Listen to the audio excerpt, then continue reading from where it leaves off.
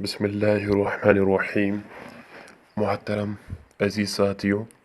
السلام علیکم ورحمۃ اللہ وبرکاتہ۔ بڑھ کی طوفانوں کو آغوش میں لے لے اپنی، ڈوبنے والے تیرے ہاتھ سے ساحل تو گیا۔ محترم ساتھیوں، ایک ویڈیو کلپ کسی ساتھی نے مجھ تک پہنچائی ہے جو اسی جاہل رضا خانی کی ہے، جس کو ہم پیچھے اس کے ہی کتب سے کافر ضلالت والا ثابت کر چکے ہیں۔ تو جب تک وہ اب اعلانیہ توبہ یا اعلانیہ کلمہ نہ پڑھے یا بریلویت سے برات نہ کرے یا اپنے لفظ واپس نہ لے، تو تب تک وہ بریلوی کی کتابوں کے تحت کافر ضلالت والا ہے۔ تو اس نے اسی طرح آج بھی اور ایک ویڈیو کلپ بنا رکھی ہے حافظ محمد نعمان نوشہری صاحب کے خلاف، یعنی وہ جو کہتے ہیں کہ غیر اللہ سے مدد مانگنے کے ہم قائل نہیں ہے۔ تو چونکہ بریلوی اس ضد پہ اڑے ہیں، نہیں غیر اللہ سے مدد مانگو، ہم کہتے ہیں اللہ کے بندو اللہ سے مدد مانگو، نہیں، یہ کہتے ہیں نہیں ہم نہیں مانگیں گے بلکہ غیر اللہ سے ہی مدد مانگے۔ آپ نے کیوں کہا؟ اور پھر الزاماً ہم پہ کہا کہ ان کے بزرگوں نے اور پھر کہتا ہے بابوں نے کہ یہ اس کی زبان ایسی ہے کہ پھر جب میں کہوں گا اس کے مولویوں کو گرو گھنٹالہ، تو پھر اس میں کوئی یہ ناراضگی کی بات نہیں ہونی چاہیے۔ تو جب آپ بابے کہیں گے تو ہم بھی آپ کے مولویوں کو گرو گھنٹالہ کہیں گے، کیونکہ وہ اسی لائق ہیں، کیونکہ ان کے اعتراض کے نہ سر ہوتے ہیں نہ پیر ہوتے ہیں۔ جیسے آپ ہی کو دیکھو، کہاں کس غار میں چھپا بیٹھ کے پتہ نہیں کس غار میں ویڈیو بناتا ہے، لوگوں کو گمراہ کرتا ہے۔ شرم آنی چاہیے تم لوگوں کو۔ پہلے نہ تو تمہیں اپنا دعویٰ سمجھ آیا ہے اور نہ ہی ہمارا دعویٰ سمجھ آیا ہے، اور پھر کہتا ہے کہ صحابہ سے ثابت ہے، ان سے ثابت ہے۔ تو اس لیے چونکہ نہ اس کو اپنے دعوے کا معلوم ہے، نہ ہمارا کیا دعویٰ ہے، اور اس نے علامہ انور شاہ کشمیری رحمۃ اللہ کا حوالہ دیا ہے، اس کی بھی حقیقت کیا ہے وہ بھی بتاتا جاؤں گا۔ تو سب سے پہلے میں یہ اپنا دعویٰ ہم کیا کہتے ہیں اس بارے میں، کیونکہ ان کے یہاں تو فیضان القبور ہو یا استمداد ہو یا جو قرآن سے ثابت ہے چیزیں، تو کیونکہ ان کے یہاں اس کو تو پتہ ہی نہیں استمداد کی کتنے قسمیں ہیں، ہم اس کی تقسیم کے قائل ہیں، کیونکہ اس کے ہم قسمیں بیان کرتے ہیں اور پھر کون سی قسم جائز ہے کون سی ناجائز ہے۔ تو چلیے سب سے پہلے میں علماء دیوبند کے نزدیک اس کا ہم کیا کہتے ہیں، اس کے بارے میں، اس کے متعلق ہمارا کیا دعویٰ ہے، تاکہ عوام سمجھ آئے۔ بریلوی میں کہتا ہوں کہ بریلویت جہالت کا پہلا نام ہے، دوسرا نہیں، بلکہ پہلا نام ہے جہالت کا بریلویت۔ جاہل ہو اور بریلوی نہ ہو، ایسا ہو ہی نہیں سکتا۔ شرم نہیں آتی کہ اس بات پہ اڑے ہو کہ غیر اللہ سے مدد مانگو؟ ہم کہتے ہیں نہیں مانگنا ہے۔ پہلے میں اپنا دعویٰ بتاؤں گا ہمارا دعویٰ کیا ہے، اور اس کے بعد میں بریلویت کا دعویٰ بتاؤں گا ان کا دعویٰ کیا ہے۔ پھر عوام فیصلہ کرے کہ ان کی اور ہمارے دعوے میں کتنی فرق ہے، یہ کیا کہتے ہیں اور ہم کیا کہتے ہیں، ہم کس کو جائز کہتے ہیں اور یہ کس کو جائز کہتے ہیں۔ ہم جس کو جائز کہتے ہیں وہ قرآن و حدیث کے عین ہوگا، اور یہ جس کو جائز کہتے ہیں اور نہ اس پہ قرآن ہوگا نہ حدیث ہوگا اور نہ فقہ حنفی ان کے ساتھ ہوگی۔ تو اس نے تو چلیے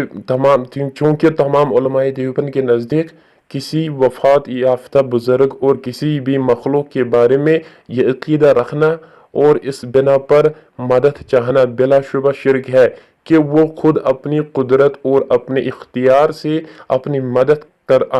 ہماری مدد کر سکتے ہیں اور ہم کو نفع یا نقصان پہنچا سکتے ہیں، جیسا کہ عام طور پر قبر پرست بریلویوں کا حال ہے کہ وہ شہیدوں اور ولیوں کے بارے میں ایسا ہی عقیدہ رکھتے ہیں اور اسی لیے ان کے لیے منتیں مانتے ہیں اور نظریں چڑھاتے ہیں، نظر و نیاز چڑھاتے ہیں اور حاجتی بن کر ان کی قبروں پر جاتے ہیں۔ تو ہمارا عقیدہ یہ بالکل بھی نہیں ہے، ہمارے نزدیک یہ بلا شبہ شرک ہے۔ تو آئیے اب میں آپ کو بتاتا ہوں سب سے پہلے کہ بریلویوں کا دعویٰ کیا ہے اس بارے میں۔ تو یہ میرے پاس فتویٰ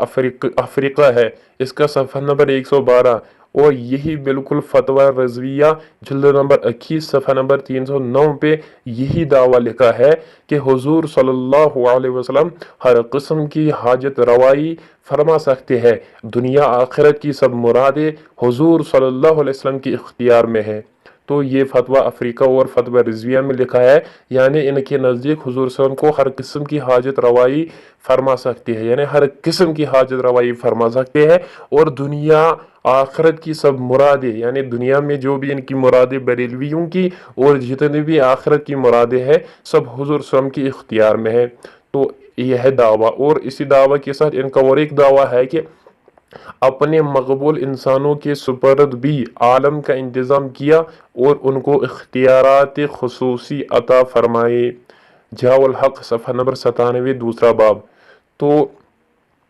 یہ جو اب آپ نے دعوے دیکھی ان کی کیا ہے، اور ان دعووں کو آپ یاد رکھیے کہ ان کا یہ دعویٰ کہ حضور صلی اللہ علیہ وسلم حاجت روائی فرما سکتی ہے، دنیا اور آخرت کی سب مرادیں حضور صلی اللہ علیہ وسلم کی اختیار میں ہے، اور اپنے مقبول انسانوں کی سپرد بھی عالم کا انتظام کیا، یعنی اللہ تعالیٰ نے اپنے مقبول انسانوں کی سپرد بھی عالم کا انتظام کیا اور ان کو اختیارات خصوصی عطا فرمائے۔ تو میں بریلوی سے کہتا ہوں، بریلوی حضرات سے اس دعوے پہ دلیل دے، اس دعوے پہ دلیل دے، قرآن پیش کرے، حدیث پیش کرے، صحابہ سے پیش کرے اور فقہ حنفی سے پیش کرے۔ یہ زہر کا پیالہ تو پی جائیں گے، لیکن یہ اپنا دعویٰ بریلوی حضرات ثبوت اس کا نہیں دے سکتے ہیں، بلکہ جو بھی یہ دلائل پیش کرتے ہیں ان کا تعلق یا تو فیض عن القبور سے ہوتا ہے یا تو کچھ اور ہوتا ہے، یا وہ کافروں کے بارے میں کہہ رہا ہوتا ہے کہ ان کے علاوہ سمجھ جیسے وہ کسی اور اللہ کے علاوہ، جیسے وہ اپنے حق میں یہ کہتے کہ ہم تو ان کو یہ بس اتنے بڑے شوق سے بلاتے ہیں یا وغیرہ، لیکن اصل تو ہم اللہ تعالیٰ کو ہی مانتے ہیں۔ تو چلیے ان کا دعویٰ تھا، آپ اس کو ذہن میں رکھیں۔ تو اب آتے ہیں استمداد، مسئلہ استمداد من غیر اللہ کی وضاحت کی طرف، کہ اس بارے میں کیونکہ ہم اس کے تفصیل اور تقسیم کے قائل ہیں اور اس کی ہم قسمیں بھی بتاتے ہیں، تو میں آپ کے سامنے عوام کے لیے میں عوام سے بتاؤں گا اس کی کون سی قسمیں ہیں اور کس قسم کے ہم قائل ہیں اور کس کے بریلوی قائل ہے، پھر عوام فیصلہ کرے کہ حق پر یہ ہے یا حق پر ہمیں، بلکہ یہ بہانے نہ کرے کہ انہوں نے جائز لکھا۔ اور اس علامہ انور شاہ کشمیری رحمۃ اللہ کے بارے میں جس نے یہ یہاں تک کہا کہ مجھے کفر کا اندیشہ ہے جو شیئن للہ پڑے گا، اور تم کہہ رہے کہ اس نے جواز کا فتویٰ دیا ہے، اور جس مطبوعہ کا تو حوالہ دے رہا ہے تو پہلے تو اس مطبوعہ، کیونکہ وہ غیر مطبوعی کتاب ہے، تو اس کو پہلے ثابت کرے کہ وہ علامہ انور شاہ کشمیری کی تصنیف ہے، اور اس کے بعد اس کو یہ ثابت کرے کہ وہ معتبر کتاب ان کی اپنی ہی تصنیف ہے، اس میں تحریف نہیں ہوئی ہے، یہ چیز آپ ثابت کرے تو پھر بتاتا ہوں۔ اور اس سے بھی آپ کے حق میں کچھ بھی ثابت نہیں ہوتا، بلکہ میں جب قسمیں آپ حضرات کے سامنے پیش کروں گا تو آپ خود ہی سمجھ جائیں گے کہ اس نے کس استعانت من غیر اللہ کے بارے میں کہا جو قرآن و حدیث سے ثابت ہے۔ اور فیض عن القبور، کیونکہ میں بار بار کہہ رہا ہوں کہ ان کی عادت ہے، فیض عن القبور الگ مسئلہ ہے اور مسئلہ استمداد ہے، مسئلہ استمداد اور فیض عن القبور، تو ہم جس کے قائل وہ الگ شے ہے اور یہ جس کے قائل ہے وہ الگ شے ہے، تو یہ ایک ساتھ جوڑ کے عوام کو گمراہ کرنے کی کوشش کرتے ہیں۔ تو چونکہ اہل سنت والجماعت علماء دیوبند کے نزدیک دلائل کی روشنی میں ندا اور استعانت میں تفصیل اور تقسیم ہے، نہ ندا استعانت تمام کے تمام بالکل یا جائز ہے اور نہ مطلقاً شرک ہے، بلکہ اس میں تقسیم ہے جس کی تفصیل میں آپ کے سامنے پیش کروں گا اللہ تعالیٰ کی توفیق سے، اور پھر آپ خود سمجھ جائیں گے کہ بریلوی حضرات، یہ بدعتی حضرات کس طرح لوگوں کو دھوکہ دیتے ہیں، کس طرح ان کو اندھیرے میں رکھتے ہیں ان کے گرو گھنٹالے۔ تو بحث اول، چونکہ استمداد من غیر اللہ کی 8 قسمیں ہیں تو میں 8 قسمیں عوام کے سامنے پیش کروں گا جلدی، کیونکہ وقت زیادہ ہوتا جا رہا ہے، یہ ویڈیو لمبی نہیں ہونی چاہیے، اس کی وجہ سے میں جلدی، آپ یاد رکھیے، آپ نے تو دعویٰ یاد رکھا ہے بریلویوں کا کیا ہے، اب اسی کے تحت آپ یہ قسمیں بھی سنیں، پھر دیکھیں بریلوی کس کے قائل ہے اور ہم کس کے قائل ہیں۔ تو قسم اول یہ ہے کہ اللہ تعالیٰ کے علاوہ چاہے نبی ہو، ولی ہو، پیر ہو، بت ہو، دیگر غیر اللہ کو مستقل اور قادر بالذات سمجھنا اور ان سے مدد مانگنا، تو یہ ایک قسم ہے کہ اللہ تعالیٰ کے علاوہ کسی غیر اللہ سے مستقل اور قادر بالذات سمجھ کر اسے مدد مانگنا، تو ایسی مدد مانگنا سری شرک ہے، ایسا شرک جس کی وضاحت پیش کرنے کی کوئی ضرورت ہی نہیں ہے، اور عموماً یعنی اسلام میں اس کا کوئی بھی قائل نہیں ہے، صرف بت پرستوں کے، ٹھیک ہے، اس کے قائل ہے بت پرست، ان کے سوا اس کا قائل کوئی نہیں ہے، کیونکہ وہ وجود باری تعالیٰ کے ساتھ ساتھ دوسری مخلوقات کو بھی قادر بذات سمجھتے ہیں اور ان سے مدد مانگتے ہیں معاذ اللہ۔ تو یہ تھی پہلی قسم۔ تو دوسری قسم یہ ہے کہ غیر اللہ مستعان من، جس سے مدد مانگی جاتی ہے۔ تو غیر اللہ کو تو قادر بذات نہیں سمجھتے ہیں، لیکن قادر بالعطا یہ سمجھتے ہیں، لیکن ان کا عقیدہ ایسا ہوتا ہے کہ اس بندے یعنی ولی ہو یا نبی ہو یا دیگر پیر ہو یا کوئی بھی مخلوق ہو کو اللہ تعالیٰ نے ایسی قدرت دی ہے جس کے بعد یہ مستقل اور خود مختار بن گیا ہے کہ اب جو بھی چاہتا ہے اور جب بھی چاہتا ہے اور جس کے حق میں بھی چاہتا ہے وہ کر سکتا ہے۔ تو یہ دوسری قسم ہے۔ تو اس کے بارے میں اس استعانت کی یہ صورت بھی ہم شرک سمجھتے ہیں، اور یہ قرآن کی روح سے ثابت ہے کہ یہ شرک ہے، یہ منصوصی قرآن کی روح سے شرک ہے، کیونکہ مشرکین نے مکہ کا بھی یہی قصور تھا، کیونکہ وہ بھی اپنے معبودوں کو قادر بذات نہیں کہتے تھے، بلکہ ان کو متصرف باذن اللہ ہی سمجھتے تھے، لیکن ان کا خیال یہ ہوتا تھا کہ ان بتوں کو تو اب ویسے بھی اختیارات حاصل ہو گئے ہیں، وہ اب جس کے لیے اور جب بھی چاہے مدد کر سکتے ہیں۔ یہی وجہ تھی کہ مشرکین زمانہ جاہلیت میں ایسی تلبیہ پڑھتے تھے جیسے کہ لبیک اللہم لبیک لا شریک لک وغیرہ وغیرہ۔ تو جیسے یعنی اس کا مطلب یہ ہے کہ ہم حاضر ہیں اے اللہ، ہم حاضر ہے، آپ کا کوئی بھی شریک نہیں ہے، لیکن وہ ہے کہ یعنی وہ شریک ہے جو آپ کا شریک ہے، آپ ان کے اور ان کے تمام مملوکات کے مالک ہو۔ اور اگر قرآن کی طرف رجوع کیا جائے تو وہاں بھی ہمیں تصریح ملتی ہے اس چیز کی، وہ اپنے معبودوں کو قادر بذات نہیں سمجھتے تھے، بلکہ کیا سمجھتے تھے؟ جیسے بریلوی کہتے کہ ہم پیروں سے مانگتے ہیں، ہم ولیوں سے مانگتے ہیں، ہم فلانی سے مانگتے ہیں، فلانی بابے پابے سے مانگتے ہیں، فلانی گرو گھنٹالے سے مانگتے ہیں۔ تو ہم یہ تھوڑی ہی سمجھتے کہ ہم ان کو قادر بذات نہیں سمجھتے ہیں۔ تو اسی کے بارے میں قرآن نے کہا هؤلاء شفعاؤنا عند الله ما نعبدهم الا ليقربونا الى الله زلفى۔ یہ قرآن نے بھی تو کہا کہ وہ کہتے تھے کہ یہ اصنام اللہ تعالیٰ کے ہاں ہمارے شفاعت کرنے والے ہوں گے، ہم ان کی عبادت صرف اس وجہ سے کرتے ہیں تاکہ یہ ہمیں اللہ تعالیٰ تک پہنچائے۔ تو یہی بات بریلوی حضرات بھی کہتے ہیں کہ ہم ان کو قادر بذات نہیں سمجھتے، بلکہ ہم ان کو اس شفاعت کرنے والے سمجھتے ہیں، ہم ان کی عبادت و صرف کی اس وجہ سے ہم ان کے اس لیے مانگتے ہیں، ان بابوں سے اس لیے مانگتے ہیں تاکہ یہ ہمیں اللہ تعالیٰ تک پہنچائے۔ تو کیونکہ وسیلے کا معاملہ الگ ہے، اس سے اور اس مسئلے کا کوئی تعلق نہیں ہے، تو یہ بھی ایسے کہتے ہیں۔ الغرض ایسا ہی عقیدہ بریلویوں نے عقیدہ اپنا رکھا ہے۔ افسوس کی بات ہے کہ ان کے جہلا ملاؤں نے بھی یہی عقیدہ اپنایا ہوا ہے، یعنی میری مراد تمہارا فرقہ یہ بریلویت ہے، تو اسی کو اپنا رکھا ہے، جس کو ہم نہیں مانتے ہیں، ہم اس کو شرک کہتے ہیں، ہم اس کا التزام خود پر نہیں کرتے۔ تم نے کر رکھا ہے، کیونکہ میں نے دعویٰ پڑھا ہے پہلے آپ کی کتابوں سے، آپ کا دعویٰ کیا ہے، تم نے التزام کر رکھا ہے۔ تو یہ تو تھی قسمیں، اور بھی قسمیں ہیں، میں نہیں چاہتا کہ ویڈیو زیادہ لمبا ہو جائے، اس لیے میں ہی اختتام کرتا ہوں۔ میں بریلویوں سے یہی گزارش کرتا ہوں کہ اپنے دعوے پہ دلیل دے، کیونکہ فیض عن القبور میں پیچھے بھی ایک ویڈیو میں بتا چکا ہوں کہ یہ جو فیض عن القبور کا واقعہ ہے، تو یہ جو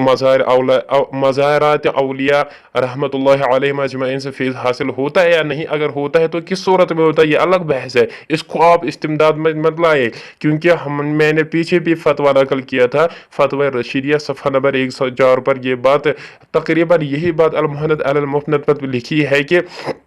یہ جو کیا کہتے ہیں اس کو یہ حضرت غنگوہی رحمت اللہ علیہ اور دیگر تمام اکابر علماء دیوبند کا اجماعی فتویٰ یہ ہے کہ اہل قبور سے استمداد و استعانت جائز نہیں ہے۔ تو معلوم ہوا کہ اس فیض سے مراد اہل قبور سے استمداد و استعانت وغیرہ نہیں ہے۔ تو یہی وجہ ہے جو آپ یہ پیش کر رہے ہیں کہ انور شاہ کشمیری نے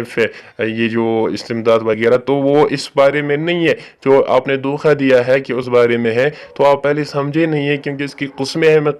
چند قسمیں آپ کے سامنے بیان بھی کی ہے۔ اس لیے جو آپ کا دعویٰ، میں بار بار المحنت کا حوالہ دیتا رہا، فتویٰ رشیدیہ کا حوالہ دیتا رہا کہ ہمارے نزدیک دیوبند کا اجماعی فتویٰ یہ ہے کہ اہل قبور سے استمداد اور استعانت جائز نہیں ہے، بلکہ جو بھی ہمارے علماء نے لکھا وہ فیض عن القبور کے بارے میں ہے، یا وہ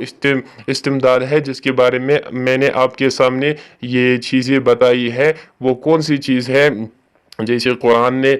جیسے مثال کے طور پہ تیسری قسم اس کی یہ ہے کہ زندہ آدمی سے امور عادیہ میں مدد مانگنا کہ وہ فعل سعادتاً انسان کا فعل شمار ہوتا ہو، یہ مستعان من محض ذریعہ اور آلہ بن جاتا ہے، اور حاجت روا اور مشکل کشا فقط اللہ تعالیٰ کو ہی سمجھا جاتا ہے، اور آپ کے یہاں اختیار دے رکھا ہے، اور ہمارے یہاں یہ قسم جو ہے یہ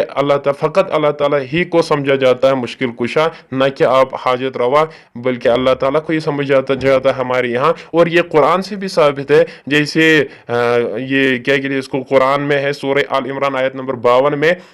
یہ من انصاری الی اللہ قال الحواریون نحن انصار اللہ، تو یہ جو اسی طرح دوسری جگہ میں ذوالقرنین کے بارے میں آتا ہے کہ اس نے اپنے زندہ ساتھیوں سے امور عادیہ میں مدد مانگی تھی، کہ جیسے سورہ کہف 95 آیت، میرے ساتھ اپنی قوت میں مدد کرو، اور اسی طرح حضرت عیسیٰ کی جو میں نے آیت پڑھی آل عمران کی، اس کا ترجمہ کہ حضرت عیسیٰ علیہ السلام نے اپنے زندہ دوستوں سے امور عادیہ مدد مانگی تھی۔ تو وہ جو چوتھی قسم ہے، اس کو ہم جائز سمجھتے ہیں، اور اس کے ایسے بہت زیادہ دلائل اور شواہد موجود ہے کہ انبیاء کرام علیہ السلام اور صحابہ اعظام رضوان اللہ تعالی علیہم اجمعین، سلف صالحین، اللہ تعالیٰ نے سلف صالحین نے مدد مانگی ہے۔ اس سے یہی قسم مراد ہے جو آپ کہہ رہے ہیں کہ صحابہ سے ثابت ہے، یہ سلف سے ثابت ہے، وہ یہی قسم ہے۔ آپ اس قسم کو اس قسم پہ پھر نہ کرے، یہ وہی قسم ہے، کیونکہ اس کو ما تحت الاسباب استمداد کہتے ہیں، نہ کہ آپ کی اختیاری والا، نہ کہ وہ جو آپ کہتے ہیں اختیار دے رکھا ہے دنیای امور میں ہر چیز کا، وہ یہ بالکل بھی نہیں ہے۔ آپ عوام کو دھوکہ نہ دے، چونکہ ہم اہل سنت والجماعت ہے، جس طرح تفریط یعنی کمی کے قائل نہیں ہے، اسی طرح افراط ذاتی کے بھی قائل نہیں ہے۔ جس طرح آپ رضا خانی بدعت کے قائل ہے، اور اسی طرح الہاد کے بھی بعض لوگ قائل ہے، یعنی وہ چیز کو گڑا دیتے، ہم جیسا دین ملا ویسے لیتے ہیں،